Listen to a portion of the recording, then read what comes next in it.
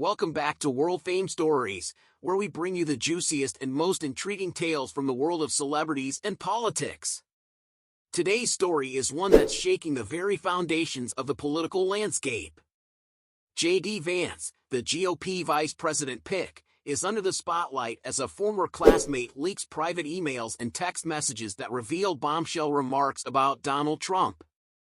What did Vance really think of Trump before becoming his running mate? How has their relationship evolved over the years?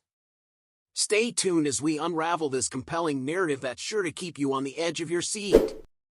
J.D. Vance, a name now synonymous with political ambition and transformation, has always been a figure of interest. His journey from a staunch opponent of Donald Trump to becoming his running mate in the 2024 presidential election has left many puzzled.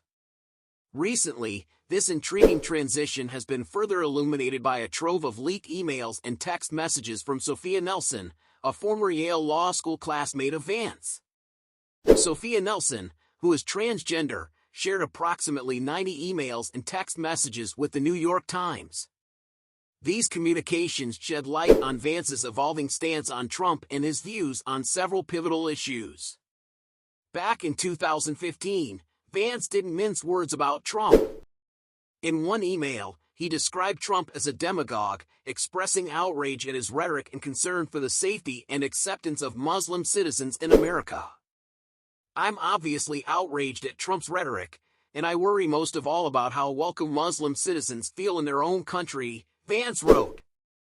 He further criticized the simplistic labeling of Trump supporters as racists, suggesting that such an approach misses the complexities of Trump's appeal.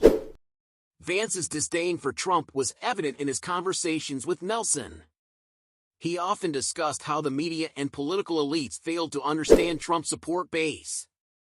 Despite his criticism, Vance found something exhilarating about Trump's rise, particularly how he seemed to defy the conventional powers of media and Wall Street.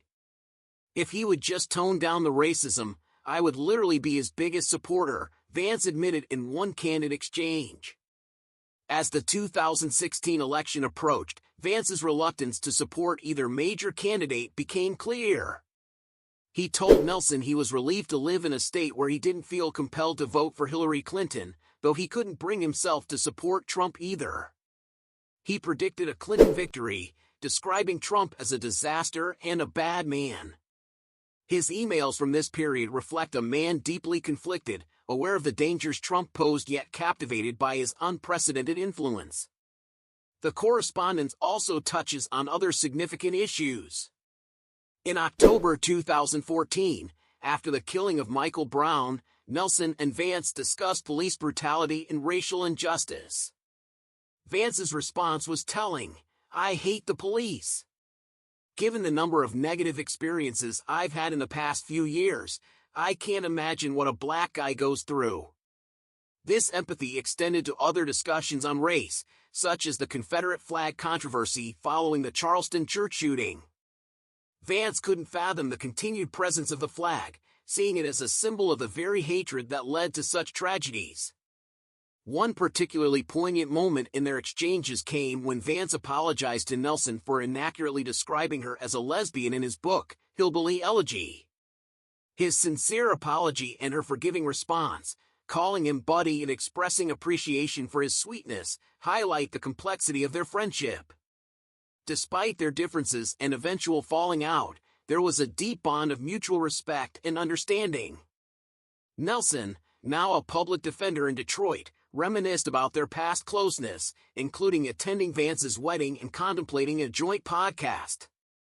Her decision to leak these emails was driven by her disappointment in Vance's political transformation.